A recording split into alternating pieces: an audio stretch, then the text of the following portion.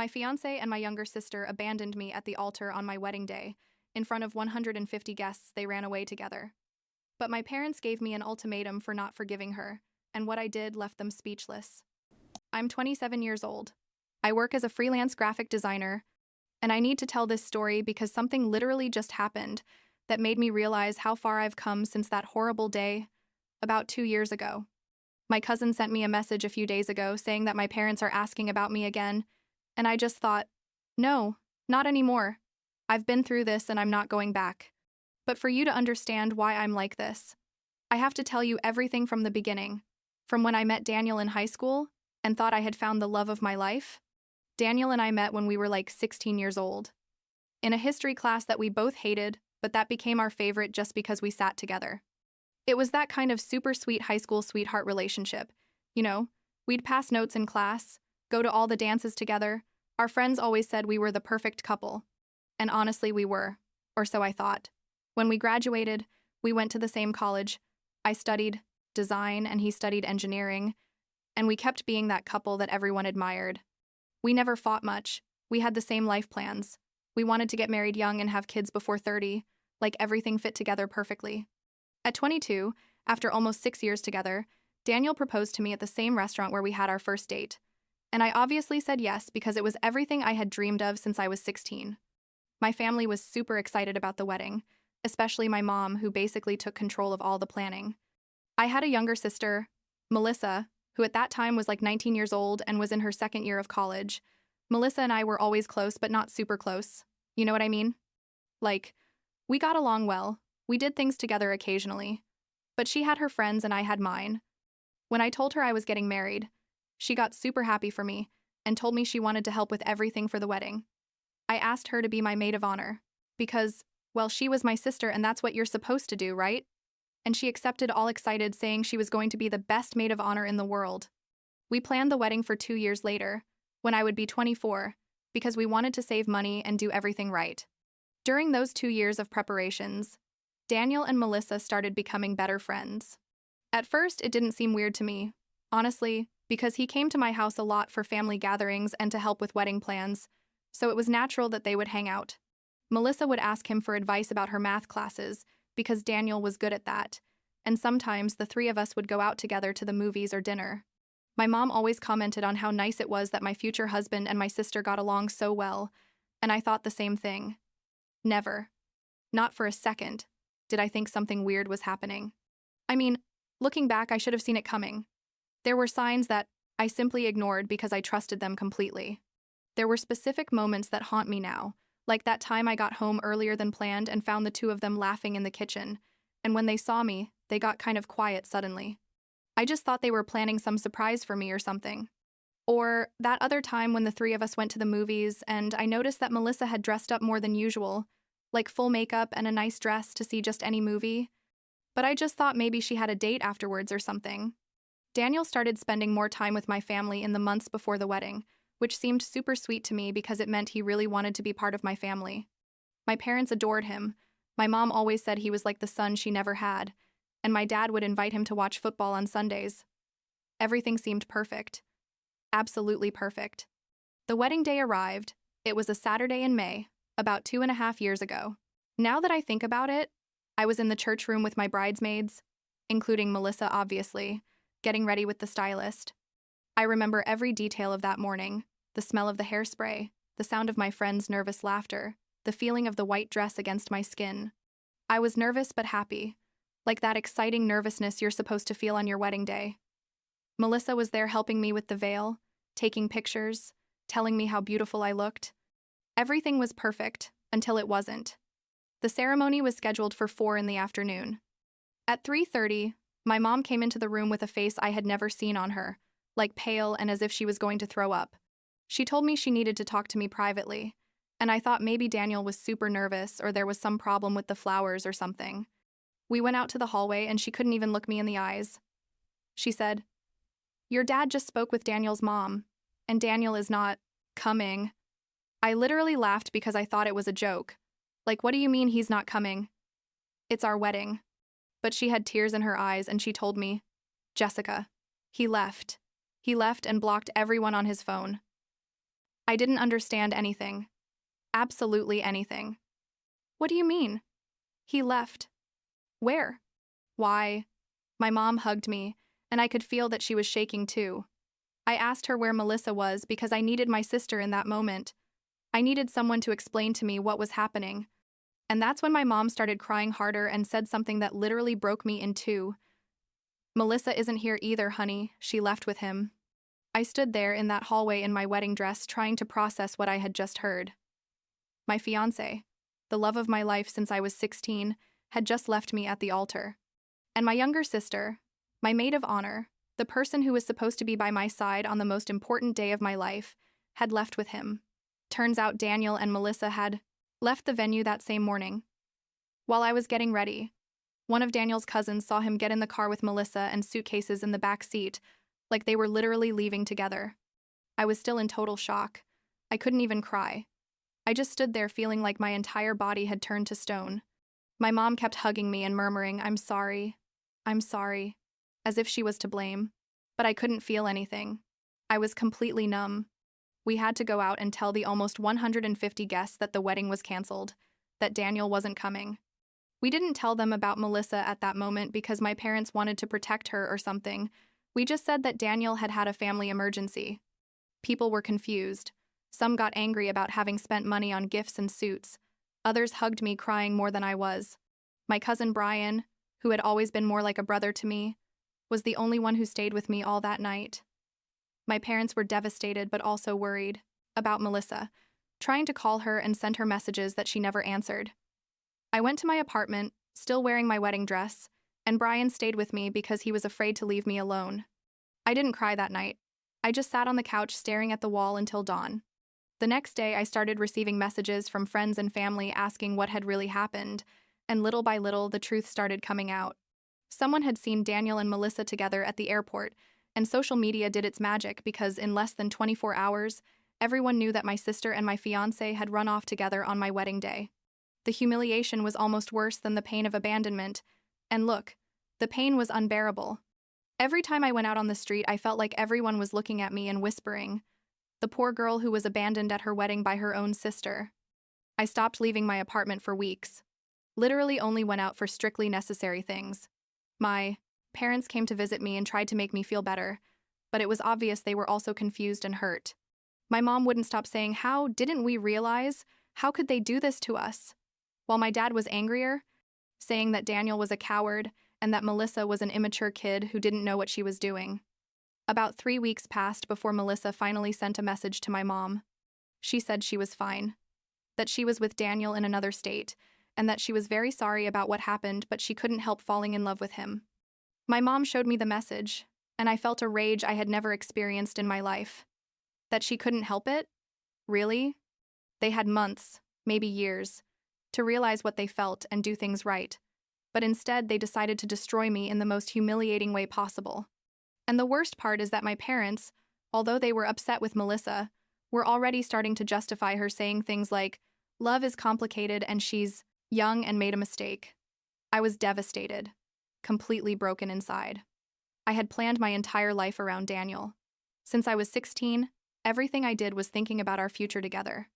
And my sister, with whom I shared my whole life, had betrayed my trust in the worst way possible. I started going to therapy because I literally couldn't function. I'd be crying at work or having anxiety attacks out of nowhere. My therapist helped me a lot to understand that it wasn't my fault, that I didn't do anything to deserve this, and that I needed to start rebuilding my life without them. Little by little, I started getting out of that black hole I had fallen into. I went back to exercising, something I had stopped during the wedding preparations, and I signed up for painting classes that I had always wanted to take but never had time for.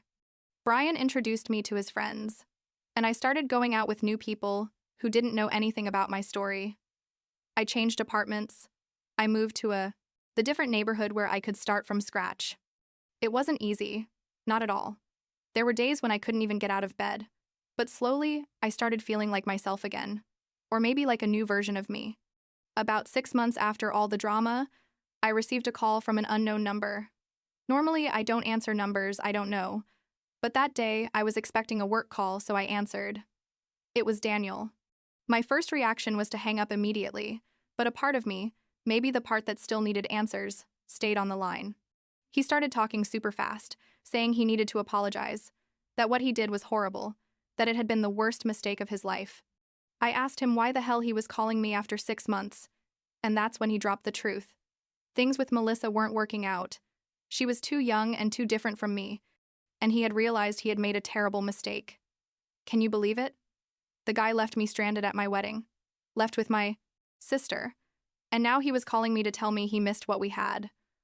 I told him he was completely out of his mind if he thought I would even consider listening to him, and that the only thing I regretted was having wasted 8 years of my life with someone who turned out to be so selfish and cowardly. He tried to keep talking, saying we could try to fix things, that he still loved me, and I just laughed because it was so ridiculous I couldn't even believe it. I told him to never, ever, in his fucking life, contact me again, and I hung up. I blocked the number immediately and I felt, I don't know, liberated somehow. Like that conversation had given me the closure I needed. After that, things with my family got weird. My mom started calling me more often, but always with the same topic, that I needed to forgive Melissa, that she was my sister and family was important, that what happened was months ago and it was time to let it go. I explained to her over and over that I wasn't ready for that maybe I would never be ready, and that they needed to respect my decision. But she didn't understand, or didn't want to understand. My dad was a bit more understanding, but still always ended up saying that Melissa was asking about me and wanted to talk to me. About 9 months after the wedding disaster, my mom invited me to a family dinner. She said it was just going to be the 4 of us, my parents, Melissa, and me, and that it was time for us to talk things through as a family. I didn't want to go. Literally every part of my body told me not to go. But Brian convinced me, saying that maybe it would help me have closure. So I went. And it was the worst decision I could have made. When I arrived at my parents' house, Melissa was there sitting on the couch as if nothing had happened. She looked different, maybe thinner, with shorter hair. But what struck me most was that she was acting as if I was the one who had done something wrong. The dinner was awkward from the beginning. My parents tried to force conversation about random things, the weather, work, anything but the giant elephant in the room. Finally, my mom said it was important for Melissa and me to talk and clear things up. Melissa started crying, saying she was very sorry, that she never wanted to hurt me, but that she couldn't control her feelings for Daniel. I stayed quiet because I didn't trust what might come out of my mouth. She kept talking, justifying herself, saying it had been very difficult for her too, that she had lost her sister and that she missed our relationship. When I finally spoke, I told her I didn't care about her feelings for Daniel, that if she had really fallen in love with him, she could have come to talk to me before the wedding, that she could have been honest instead of making me go through the humiliation of being abandoned at my own wedding. I told her that what hurt me wasn't just that she ended up with Daniel, but the way they did it, the level of betrayal and lack of respect. My parents immediately sided with Melissa, saying I was being too hard on her, that she had already apologized, and that I needed to be the older sister and forgive her. That's when I realized they were never going to understand my point. For them, Melissa was the baby of the family who had made a mistake and deserved to be forgiven. I was the oldest, the one who was supposed to be mature and understanding. They didn't care that my life had been destroyed, that I had to cancel a wedding in front of 150 people, that I had spent months in therapy trying to rebuild myself. They only cared that their family went back to being like before, and I just couldn't give them that. I left that dinner feeling worse than when I arrived. Brian asked me how it went, and I just cried on his shoulder for hours. The following months were a constant ping-pong of calls and messages from my parents pressuring me to forgive Melissa. They told me that Daniel and she had broken up. Oh, surprise. And that Melissa was really bad and needed me. I couldn't believe they expected me to console her after everything she had done. My mom started sending me more aggressive messages, saying I was being selfish, that family was the most important thing, that someday I was going to regret pushing my sister away. Everything reached a critical point about a year ago. My parents gave me an ultimatum. Either I forgave Melissa and we went back to being a family, or basically I was choosing not to be part of the family. They told me they were going to have a Christmas dinner, and that if I didn't come with an attitude of forgiveness and reconciliation, then I better not come ever again. I stood there listening to this absurd ultimatum, thinking, really? You're threatening me because I don't want to forgive the person who betrayed me in the worst way possible? That night I wrote a letter. A long letter where I explained everything I felt. I told them I loved them, but I couldn't continue in a relationship where my pain wasn't validated, where I was expected to put Melissa's needs before mine, where forgiving was more important than my mental health. I told them I needed space and time, and that maybe someday we could have a different relationship, but that for now I needed to distance myself. I sent them the letter by mail and blocked their numbers temporarily because I knew they were going to bombard me with calls. And the first months after cutting contact with my family were super weird. On one hand, I felt free, like I had taken off a huge weight, but on the other hand, I felt guilty and sad. Brian continued being my rock. His mom, my aunt, also supported me a lot and told me she was proud of me for setting boundaries. I started building my own life, my own chosen family with friends who supported me and understood my decision. I met new people, went on some dates here and there. Nothing serious, but enough to remind me that there was life after Daniel. My work as a freelance designer started taking off. I got better clients and more interesting projects. I moved to a bigger apartment in a neighborhood I love. I adopted a cat, his name is Pancake, and he's the best thing that's happened to me. And I started traveling alone to places I always wanted to visit. Little by little, I was rebuilding my life, but this time, on my own terms, not based on what others expected of me. It's been almost 2.5 years since that horrible day at the church. A few weeks ago, I unblocked my parents. Not because I'm ready to reconcile, but because I felt I was no longer afraid of their calls or messages.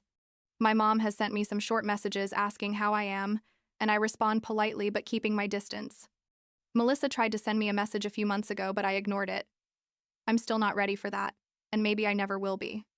Brian tells me from time to time that my parents ask about me at family gatherings, and that Melissa is apparently in therapy now trying to deal with her own problems. I'm not going to lie and say I'm completely fine or that I've overcome everything 100%. There are still difficult days. Days when I see a happy couple and remember what I lost. Or days when I miss having a normal family. But most days I'm fine. I'm happy even. I've learned that I don't need anyone's forgiveness to move forward, and that it's okay to set boundaries even with family. I've learned that betrayal can destroy you, but it can also teach you who you really are and what you're made of. Last week, I was having coffee with a new friend who doesn't know anything about my story, and she asked me if I had siblings. I told her, no, that I was an only child. And when I said it, I didn't feel guilt or sadness. I just felt peace. Because at this moment in my life, that's my truth. Melissa stopped being my sister the day she decided to destroy me, and my parents stopped being my parents the day they gave me an ultimatum for not forgiving the unforgivable. And it's okay. Honestly, it's okay. I have Brian, I have my aunt, I have incredible friends who support me, I have my work that I love, I have Pancake who purrs on my lap while I work. I have a life that I built myself from the ashes of what I thought my future would be. And that, I guess, is enough for now.